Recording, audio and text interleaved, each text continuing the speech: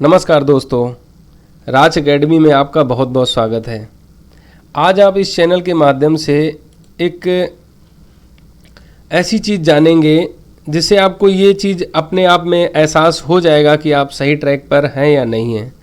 मैंने इस चैनल के माध्यम से आपको 4 एग्ज़ाम के लिए स्पेशली प्रिपरेशन करने के लिए ही बनाया है, जिसमें CGL, CHSL, CPOSI, MTS जो मेरा मेन फोकस है वो इसी सिलेबस पर है।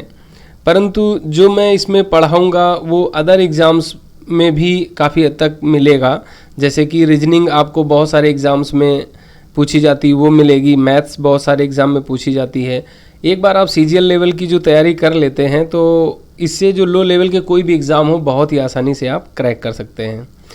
तो CHSL का जो एग्ज़ाम अभी 2 जून 2022 को हुआ, उसका पेपर मुझे एक स्टूडेंट के द्वारा आज प्राप्त हुआ जिसकी आंसर की आई है। तो मैंने उसमें देखा कि मैंने आप लोगों को सिर्फ 3 चैप्टर अभी तक पढ़ाए हैं, जिसमें औसत, अनुपात, समानुपात, कार और समय। उन 3 चैप्टर से टोटल 6 क्वेश्चन आए हैं। 25 में से 6 क्वेश्चन उन 3 चैप्टर से आए हैं।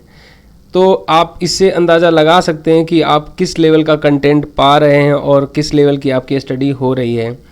इस वीडियो के बाद में मैं आप लोगों को एग्ज़ाम कैसे ऑब्जेक्टिव क्रैक किया जाता है उसके बारे में नेक्स्ट वीडियो में बनाऊंगा और आप लोगों को बताऊंगा कि यदि आप सारे चीज़ों में महारत हासिल नहीं है, आपको इंग्लिश आती है तो मैथ नहीं आती, मैथ आती तो इंग्लिश नहीं आती, जीके आती तो मैथ नहीं आती, इस तरह की सिचुएशन में आप CGL कैसे निकालेंगे?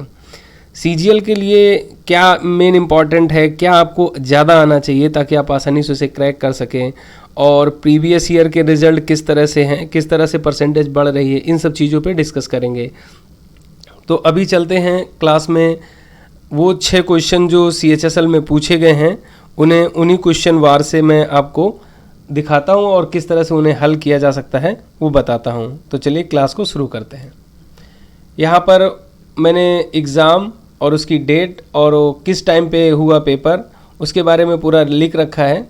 आप चाहें तो किसी के द्वारा इस पेपर को प्राप्त करके आप देख सकते हैं, और नहीं तो इसी में वीडियो के साथ में इसको अपलोड कर दूंगा, तो जो नीचे लिंक रहेगा उससे आप आसानी से डाउनलोड करके भी देख सकते हैं। तो चलिए शुरू करते हैं इसको कैसे हल करना है। जब इस तरह का कोई सवाल दिया होता है जिसमें परसेंटेज वगैरह दे रखा हो, तो आपको सबसे पहले क्या करना, परसेंटेज का मतलब क्या होता है कि वो 100 में है। तो आपको क्या करना है कि उन सब चीज़ों को 100 में कन्वर्ट कर लेना। तो बहुत आसान रहेगा, आपको कैलकुलेशन नहीं करना पड़ेगा, आप माइंड में भी इन चीज़ों को आसानी से हल कर पाएंगे। जैसे यहाँ पर आपको दे रखा है कि एक परिवार का गेहूँ, सब्जियों और तेल पर व्यय जो खर्चा है वो 12:8:5 के अनुपात में है। इन वस्तुओं के क्रय मूल्य में क्रमशः 50%, 25% और 40% की वृद्धि हो गई। इन वस्तुओं पर परिवार के व्यय में कितने प्रतिशत की वृद्धि हुई? तो इसको मैं 2 तरह से लगा के दिखाता हूँ। पहला तरीका जो आप नॉर्मली अपनाएंगे कैलकुलेशन करने के लिए, 12:8:5 दे रखा है, इसमें कह रहा 50% बढ़ गया। तो 12 का 50% मतलब 50% आधे से बढ़ गया, तो ये कितना हो जाएगा? 18 हो जाएगा। ये कह रहा 25% से बढ़ गया, तो 25% से इसका 8 का 25% क्या होता है? 1/4, तो ये 2 बढ़ गया, तो 8 की जगह पर ये कितना हो गया? 10 हो गया। फिर यहाँ कह रहा है कि ये 40% से बढ़ गया, तो इसका 40% कितना होगा? तो 40 पंचे 200, तो इसमें जब 5 गुणा 40 बटे आप 100 ऐसे करेंगे तो 4 पंचे 20, 2 रुपये से बढ़ गया, तो ये कितना हो गया? 7 हो गया। अब आप इनको जोड़ेंगे तो कितना है? अभी 25 है और अभी कितना है? 35 है। तो आपने देखा कितना डिफरेंस आया? 10 का आया। तो 10 बटे प्रारंभिक 25, वृद्धि कितनी हुई? 10 की, और गुणा 100, तो जब करेंगे तो 25 चौको 100, 10 चौको 40% इसमें बढ़ गया। तो इसका आंसर ए हो जाएगा। दूसरा तरीका, आप अगर मुँह जवानी लगाना चाहते हैं तो सबसे बढ़िया, अगर कभी भी प्रतिशत दे रखा है तो हम सबको 100 से मल्टीपल कर देते हैं। आपने देखा ये 1200 हो गया, ये 800 हो गया और ये 500 हो गया। अब आप देखेंगे 500 में 40%, तो 100 रुपये में 40 बढ़ा, तो 40 पंटे 200 बढ़ा, तो ये कितना हो गया? 700 हो गया।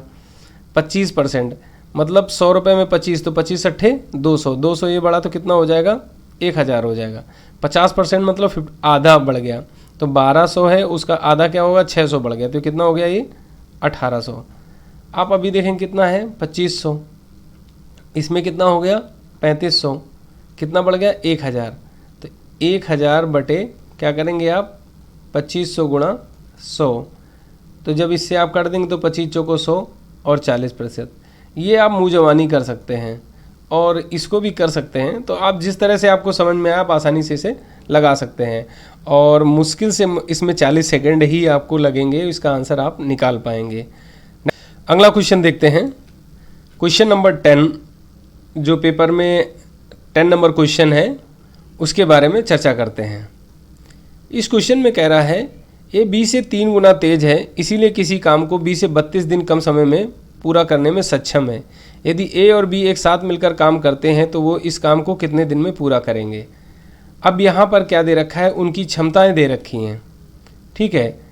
अब आपको इसको किस तरह से लगाएंगे वो देखते हैं।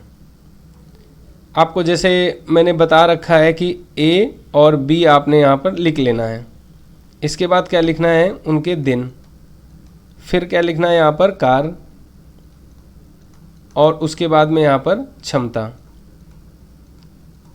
सवाल में क्या कह रहा है, बी से 3 गुना तेज है, बी से 3 गुना तेज है, कौन, ए तेज है, तो बी अगर एक काम करेगा तो ये कितना काम करेगा, 3 करेगा।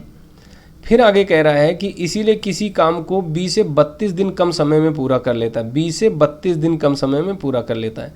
ये दोनों की क्षमताएं दे रखी हैं, इन दोनों की क्षमता का डिफरेंस कितना है, 2, वो कितने के बराबर है, 32 के, तो एक बराबर कितना हो गया, 16 के। अब आप देखेंगे कि जो क्षमता होती है वो दिन के विपरीत होती है, तो दिनों के विपरीत होगी, तो एक बराबर 16 दिन है, इसका मतलब ए जो है वो 16 दिन लेगा, तो ये 16 तियाँ 48 दिन लेगा। अब आप देखेंगे सवाल क्या कह रहा है कि 32 दिन कम समय में, मतलब ये 48 ले रहा है तो ये 16 ले रहा है, तो दोनों का डिफरेंस कितना, 32 दिन का हुआ। अब जैसा कि बताया है कि इन दोनों का हम क्या लेते हैं, एलसीएम, तो आपने यहाँ पे ले लिया एलसीएम। अब आप देखिए 16 ते 48, 3 क्षमता इसकी आई, और ये 48 सेकंड 48, एक क्षमता इसकी आई। अब सवाल में क्या कह रहा है वो पढ़िए, ए और बी एक साथ मिलकर उस काम को कितने दिन में करेंगे। कुल काम इतना हो गया, दोनों की क्षमता 4 हो गई, तो आप क्या करेंगे 48 बटे 4 और 12 चौका 48 होता है। बहुत ही आसानी से आपने क्या निकाल लिया कि ये 12 दिन में काम करेंगे, तो इसका आंसर यहाँ पर डी हो जाएगा। नेक्स्ट क्वेश्चन देखते हैं, इसमें कह रहा है कि 7, 13 और 21 का चतुर्था अनुपाती ज्ञात कीजिए। तृतीय अनुपाती, चतुर्था अनुपाती, द्वितीय अनुपाती, ये मैं बताया था उसमें, और क्लियर कट में उसको पूरा समझाया भी है मैंने पहले ही क्लास में। एक क्वेश्चन ज़्यादातर आ ही जाता है हर एग्ज़ाम में और बहुत ईजी होता है। आपको यहाँ करना है क्या है, जैसे दे रखा है 7, यहाँ क्या हो जाएगा रेशियो 13, और यहाँ हो जाएगा समानुपात 21 अनुपात x मान ले, p मान ले, जो भी आप मान सकते हैं।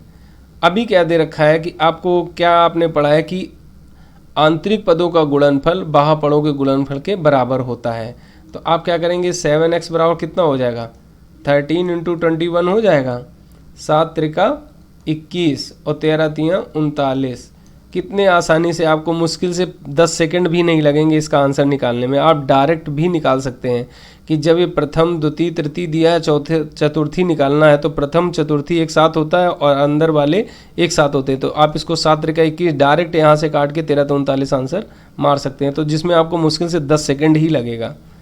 अगला क्वेश्चन देखते हैं, इसमें कह रहा है एक समूह में 24 वर्ष की आयु वाले एक व्यक्ति को 66 वर्ष की आयु वाले एक व्यक्ति द्वारा प्रतिस्थापित किए जाने पर समूह की औसत आयु 6 वर्ष की वृद्धि हो जाती है। समूह में व्यक्तियों की संख्या ज्ञात कीजिए। अब देखो क्या दे रखा है कि कोई 24 वर्ष की आयु का व्यक्ति है, ठीक है। अभी क्या चल रहा था, सबका रेशियो जो था यहाँ पर वो 24-24-24 था, ठीक। एक व्यक्ति कोई आया जिसकी लंबाई बहुत थी, कितनी थी, 66 थी, वो इतना लंबा हो गया, तो ये क्या हुआ, जो आपकी रेशियो की सीढ़ी है वो तो बिगड़ गई। तो हमें क्या करना होगा कि इसकी जो आयु एक्स्ट्रा है वो सब में यहाँ बांटनी है, तो कितनी एक्स्ट्रा है वो निकालनी है। तो जो निकला और जो आया उनके बीच का डिफरेंस लेंगे। तो यहाँ पे क्या होगा, 66 माइनस 24 करेंगे तो कितना हो जाएगा, आप देखेंगे तो 42 आएगा। इसका कितना आया, 42 आया। अब क्या कह रहा है कि ये जो 42 है ये टोटल है जो एक्स्ट्रा हुआ, और कह रहा है सब में 6 बढ़ जाएगा, एक व्यक्ति को 6 ही मिलेगा। कह रहा है कि टोटल हमारे पास 42 है और सबको 6 ही मिलेगा, तो कितने आदमियों को मिल सकता है। तो आप 6 से इसको डिवाइड करेंगे तो कितना आ जाएगा, 6 सत्ते 42, मतलब 7 व्यक्ति हुए। कितने हुए, 7 व्यक्ति हुए। तो यहाँ पर जो है वो टोटल 7 व्यक्ति होंगे। तो ये बहुत आसानी से आप मुजवानी भी लगा लेंगे जब आप प्रैक्टिस करते रहेंगे। तो इसका आंसर जो है इस तरह से सी हो जाएगा। अगला क्वेश्चन देखते हैं, क्वेश्चन नंबर 21 में कह रहा है एक बीकर में द्रव भरा हुआ है जिसका 3 भाग पानी और 7 भाग औषधि है। इस मिश्रण का कितना भाग पानी से बदल देने पर परिणामी मिश्रण में पानी और औषधि का अनुपात 1:1 हो जाएगा। सवाल को ध्यान से पढ़ना है। सवाल में क्या कह रहा है कि जो मिश्रण है उससे हम मिश्रण निकालेंगे और जितना मिश्रण निकालेंगे उतना ही पानी डालेंगे, और ये प्रक्रिया करते रहेंगे जब तक कि दोनों का अनुपात जो है पानी और औषधि का 1:1 ना हो जाए। अभी 3:7 दे रखा है। आपको क्या करना है कि अभी आपको ये 3 दे रखा है और ये 7 दे रखा है, तो कुल कितना हुआ, 10 लीटर दे रखा है। ठीक, मान लेते हैं 10 लीटर मिश्रण दे रखा है। अब आप ये देखो 10 लीटर में पानी कितना है, तो 3/10 भाग पानी है। ठीक, और औषधि कितनी है, 7/10 भाग औषधि है। ये पानी है और ये औषधि है। अब सवाल में क्या कह रहा है, इस मिश्रण का कितना भाग पानी में बदलने पर परिणामी मिश्रण में पानी और औषधि 1:1 हो जाए, मतलब बराबर हो जाए। हम मान लेते हैं कि P लीटर मिश्रण निकाला जाए और P लीटर ही पानी डाल दिया जाए। तो अभी ये कितना है हमारे पास पानी, 3/10 लीटर। अब क्या कह रहा है, P लीटर पानी इसमें मिला दिया जाए और P लीटर मिश्रण निकाला जाए। तो P लीटर मिश्रण में इसकी मात्रा कितनी होगी, तो 3/10 इंटू P जो टोटल है। अब यहाँ पर क्या होगा, 7/10 लीटर तो ये है। कह रहा है कि इसमें से 7/10 P लीटर जो निकाला गया तो उसमें इसकी मात्रा कितनी होगी, तो आप क्या करेंगे 7/10 इंटू P कर देंगे। ठीक, अब आपको क्या है, यहाँ से जब इसके बटे 1 करके करेंगे तो क्या होगा, 10 माइनस 3P हो जाएगा। तो 10P माइनस 3P तो कितना हो जाएगा, 7P/10। ये प्लस के हैं और इधर ये क्या है, 7P/10 माइनस के, तो इसको इस तरफ ले आओ तो 7P/10 ये भी प्लस का हो जाएगा। ये आपका 7/10 माइनस 3/10 हो जाएगा। कौन, ये वाला इधर चला जाएगा। अब आप इन दोनों को जब जोड़ेंगे तो आपको क्या मिलेगा, 14/10P हो जाएगा और ये बराबर कितना हो जाएगा, 4/10। आपको 10 से 10 कट जाएगा, 2 दूनी 4, 2 सत्ते 14, तो P बराबर कितना आ जाएगा, 2/7। इसका मतलब क्या कह रहा है, 2/7 लीटर अगर इससे मिश्रण निकाल लिया जाए और 2/7 लीटर पानी मिला दिया जाए तो ये दोनों बराबर हो जाएंगे। तो इसका आंसर 2/7 हो जाएगा। इसको अब यदि आपके पास एग्ज़ाम हाल में समय बचता है और आप क्वेश्चन को इसको दोबारा से चेक करना चाहते हैं कि आपका उत्तर सही है कि नहीं, तो इसे आप बहुत आसानी से चेक कर सकते हैं। जैसे कि आपको सवाल में क्या दे रखा है, सवाल में दे रखा है कि 3/10 लीटर पानी है और 7/10 लीटर औषधि है, 10 लीटर टोटल मिश्रण है। ठीक है, इससे कह रहा है कि 2/7 लीटर पानी निकाला गया। आपने उत्तर ये निकाला अभी, तो मान लेते हैं 2/7 लीटर पानी निकाला गया, तो कितना है, 3/10 माइनस 3/10 का 2/7।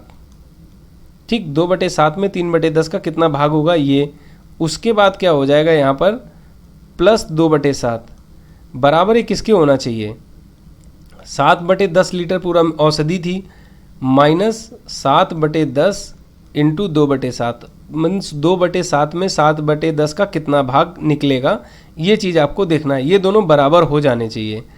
अब आप देखेंगे जब इसको करेंगे तो कितना आएगा, यहाँ पर 3 दून 6 हो जाएगा, और इसको आप काट के 35 भी कर सकते हैं। नहीं तो इसमें क्या करिए, आपको सबसे इजी रहेगा कि इसमें 7 से मल्टीपल कर दीजिए, तो कितना हो जाएगा 21/70 हो जाएगा, माइनस ये कितना हो जाएगा 6/70, और यहाँ पर आपको क्या करना है 10 से गुणा करना है, तो 20/70 हो गया। भाग में जब ऊपर नीचे किसी संख्या से गुणा करते हैं तो उसमें कोई भी फर्क नहीं पड़ता है। अब आपका यहाँ पे 70 कॉमन हो गया। आप देखेंगे 6 माइनस का है, तो यहाँ 15 और ये कितना हुआ 20, 35 हुआ, तो 35/70, तो 35 दूना 70, 1/2 आया। ये तो आपका इधर का सलूशन हो गया। जब आप इसको काटेंगे तो 7 से 7 कट गया, तो 2/10 और 7/10, 10 कॉमन है, तो 7 में 2 गए, कितना आया 5, तो कितना हो जाएगा 5/10। जब आप इससे इसको काटेंगे तो 1/2, 2 से 2 कट जाएगा, इसका मतलब 1 बराबर 1, जो क्यों कह रहा है कि दोनों, जो सवाल में भी यही कह रहा है कि दोनों की मात्राएं बराबर हो जाएं। इसका मतलब आपका उत्तर ये 100% सही है। तो इस तरह से आप, यदि आपके पास समय बच जाता है तो बहुत से क्वेश्चनों को ये कांटा मिलाने की विधि जो कहते हैं, मैंने कक्षा 6 में पढ़ी थी, उससे आप सवाल का उत्तर वहीं पे चेक कर सकते हैं कि आपका सही उत्तर है या नहीं। तो चलते हैं नेक्स्ट क्वेश्चन देखते हैं, और ये लास्ट क्वेश्चन भी है इसका। इसमें कह रहा है एक दुकानदार द्वारा 75 रुपये प्रति किलोग्राम और 90 रुपये प्रति किलोग्राम वाली दाल को 2 किस्मों को किस अनुपात में मिलाया जाना चाहिए जिससे बनने वाले मिश्रण का मूल्य 80 रुपये प्रति किलोग्राम हो जाए। इसको एलिगेशन मेथड से मुश्किल से आप 10 सेकंड में बहुत आसानी से लगा सकते हैं। उसके बाद आप उसका उत्तर की जांच भी कर सकते हैं। अभी आपको क्या दे रखा है कि पहले 75 केजी वाली एक दाल है, एक 90 वाली एक दाल है, इन दोनों को मिलाकर ये मिश्रण तैयार किया गया और मिश्रण को किस अनुपात में मिलाया जाए, ठीक है, ये पूछा गया है। एलिगेशन मेथड में मैंने बताया था कि इन दोनों का डिफरेंस कितना है 10 और इन दोनों का डिफरेंस कितना है 5। ये दोनों रेशियो में होते हैं। अब ये रेशियो में है तो क्या आ जाएगा 10:5। इसका मतलब क्या हुआ 2:1। आंसर आपका हो गया ये। अब आपका उत्तर सही है कि नहीं ये कैसे आप करेंगे, तो आप इसको बहुत आसानी से यहाँ से मिला सकते हैं। जैसे कि 75 रुपये किलो वाला 2 किलो है और 90 किलो वाला 1 किलो है। ठीक, आपने क्या किया 75 गुणा 2 करिए, कितना आया 150 आया, और 90 वाला 1 किलो है, कितना हुआ टोटल 240 हुआ। 240 रुपये के आपने खरीदे, कितने 3 किलो। 80 रुपये प्रति किलो के हिसाब से बेचे, कितने बेचे आपने 3 किलो, तो कितना आया 240 आया। जितने का खरीदा उतने का बेच रहे हैं, मतलब दोनों बराबर आ रहा है। इसका मतलब आपका उत्तर 100% ये सही है। तो इस तरह से आप अपने आंसर भी आसानी से वहीं पर मिला सकते हैं। तो इसी तरह से आप अच्छे से अध्ययन करते रहिए और जो भी मैं पढ़ा रहा हूँ उसे गहनता से संपूर्णतया पूरा वीडियो देखने के बाद में प्रैक्टिस करिए। हर हाल में आपका 2023 में सिलेक्शन होगा यदि आप अच्छे से फॉलो करते हैं और अच्छे से चीज़ों को देखते हैं, तभी आप इन चीज़ों को अचीव कर पाएंगे।